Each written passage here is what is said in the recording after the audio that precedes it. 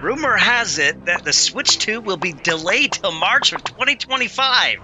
If we need to wait till next year for the Switch 2, what's Nintendo's game plan for the rest of 2024?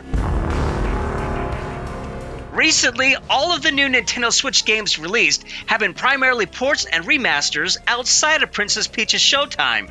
Without news on any other new major Switch games to launch, what Switch games should we expect Nintendo to deliver this year while we wait for the Switch 2 to come out next year? VGC just released an article detailing exactly that, where they toy with the idea that Nintendo will lean into this strategy for the rest of 2024 till the Switch 2 comes out. Here, VGC talks about what they feel would be all-star releases of amazing games pulled from Nintendo's back catalog of games that players would love to play on the Nintendo Switch this year. And while I would so very much love to play some of these stellar games, there are others on this list that are definitely some of the less interesting picks for me. With that in mind, it would be fun to have a conversation with you guys on what ports and remastered games you would like to play on the Switch before its successor comes out during this phase Nintendo seems to be in, where they are digging deep into their back catalog of games. Heading over to VGC, this highlighted article reads, Nintendo needs to port these 12 games before Switch 2. There's still plenty of gold to be mined from Nintendo's back catalog. Nintendo has been extending the life of its console in recent years with a series of brilliant re-releases from its back catalog. Sometimes these come in the form of straight ports or detailed remasters. Examples include Super Mario 3D All-Stars, Super Mario 3D World and Bowser's Fury, Miitopia, Skyward Sword HD, Metroid Prime Remastered, and Pikmin 1 and 2. Other times it goes one step further and gives us full remakes, as seen in the likes of Super Mario RPG, Another Code Recollection, Advance Wars 1 and 2, Reboot Camp, and Famicom Detective Club. As development focus shifts towards games for its next console, Nintendo may continue turning to its classics for inspiration to keep the Switch's library topped up with new releases. A strategy that will be especially useful if we're all lucky and the Switch 2 is backwards compatible. That's what I hope too, so we can keep playing these games even when the Switch 2 comes. First on this list is probably the most anticipated gaming combination that I feel fans have wanted for the longest time: Wind Waker and Twilight Princess HD. These HD Zelda remakes of the classic GameCube versions were only released on the Wii U, and most people never saw these remakes because only 13 million copies of the Wii U were ever sold, and only a portion of those that bought the Wii U also bought these Zelda remakes. Fans originally thought Nintendo would release these games during Zelda's 35th anniversary celebration, and since then, they've been in limbo.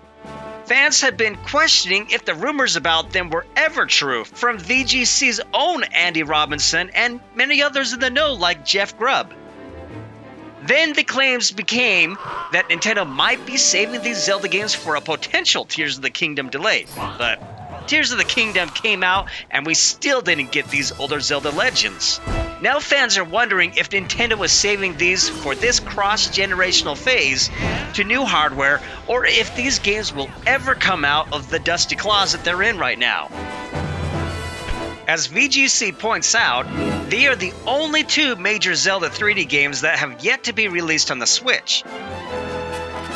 They're also two of the most favorite Zelda games that fans like myself have longed for.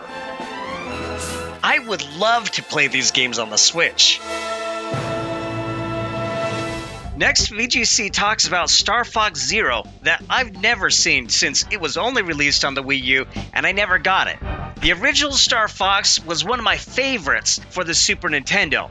It was a revolutionary game and the first of its kind to use Nintendo's then state-of-the-art Super FX chip that allowed the Super Nintendo to play 3D games before the dawn of the 3D gaming era, where classic retro games like Doom and Wolfenstein 3D first came out.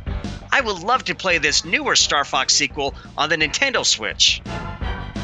The argument of why it hasn't been ported yet is because it made use of the Wii U's gamepad to provide players with a first-person perspective while using the TV to provide a cinematic view of the action.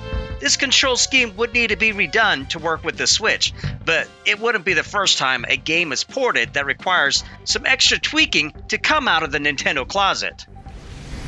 My next favorite games from this list that I would love to play on the Switch are Metroid Prime 2 and 3. Metroid Prime Remastered was one of the best releases of 2023 that I thoroughly enjoyed. And fans like myself are thirsty for Metroid Prime 4 to come out. My guess is Metroid Prime 4 will come out on the Switch 2 to add to its initial lineup of original games. And individually remastered versions of Metroid Prime 2 and 3 would be prime additions to keep fans sated till Metroid Prime 4 comes out. What prime time games! Continuing on with another phenomenal game that the Metroid franchise brought to the table is the 3DS game Metroid Samus Returns. As VGC states, Samus Returns is a fantastic remake of the Game Boy title Metroid 2, handled by Mercury Steam and Nintendo EPD. The game was so well received that it led to Mercury Steam being given the keys to the Metroid franchise again, resulting in the magnificent Switch title Metroid Dread. And I might add that Metroid Dread is one of the best games to come out on the Nintendo Switch. Having played Metroid 2 on the black and white, well, 4 shades of green, original Game Boy when I was a kid. Yes, I'm old, okay? Anyways, Metroid 2 was one of my favorite games at that time. The remake of this classic game that the 3DS featured would still be an exciting game to play on the Nintendo Switch. If you like what you've seen so far, make sure you subscribe so you won't miss out on anything. The rest of the games in the article are games that VGC says were missing from the Switch lineup, but they're lesser known to me and probably to most of the gaming community.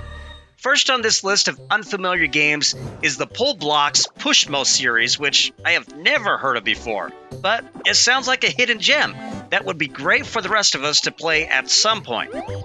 There were 4 games of this series between the 3DS and the Wii U systems.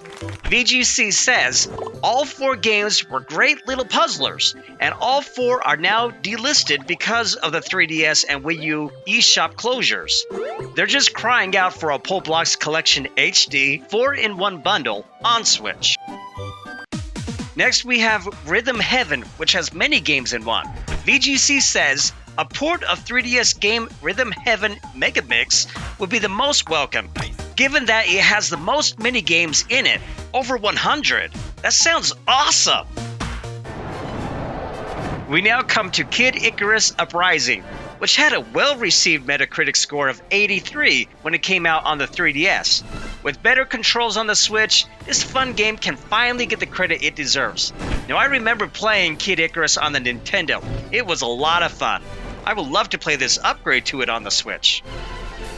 Pilot Wings Resort is brought up next, which looks like it could be a fun simulator. It's set in the familiar Woohoo Island Resort that was previously seen in games like Wii Fit, Wii Sports Resort, and Mario Kart 7. Next in line is Jam with the Band, which is a rhythm game with over 60 instruments that you can choose and play with while you follow the rhythm to songs. It shines most when multiple people try to play in harmony with each other while each are using a different instrument. Another rhythm game mentioned in this article is Elite Beat Agents, which was such a hit that it actually retains a cult following 17 years after its release. The twin games of Hotel Dusk and Last Window are highlighted next. These games were developed by the team that put together Another Code Recollection, which was recently released on the Switch. These 2 memorable DS and Wii narrative adventures will be perfect for a newer Switch audience that already enjoys the Another Code Recollection game. And last but not least, we find Excite Truck and Excite Bots. Of these games, VGC says, often finishing first in a race in Excite Truck wasn't enough. You also had to build more points by performing stunts, barging into enemies, and staying in the air for as long as possible.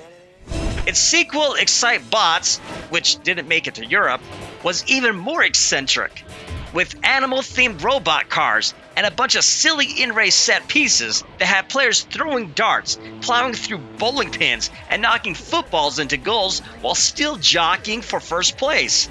It sounds like the mayhem in these games might even throw Mario Kart for a loop. Of every game mentioned in this list, I'd most like to see the Zelda and Metroid games, and then the Star Fox and Kid Icarus games. But I'd like to hear from you. What games would you like to see ported or remastered for the Nintendo Switch? Are there games that didn't make the list that you would hope to see? Or which games from this list shouldn't even be considered? I'd like to hear from you in the comments section below this video.